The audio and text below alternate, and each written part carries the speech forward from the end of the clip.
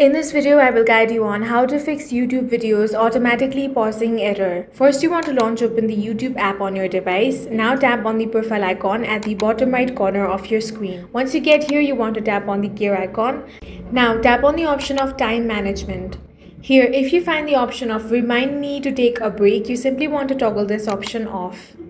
Next, there's this option remind me when it's bedtime. Make sure that it's toggled off as well. Now you want to close YouTube.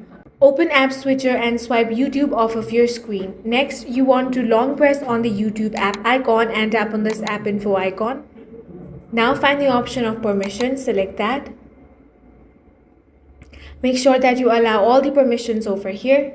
Then head back and tap on storage. Now tap on clear cache. Once that is done, restart your phone and open the YouTube app, and this issue should be fixed. That's all for this video. If you found it useful, make sure to hit the like button and subscribe for more videos like this.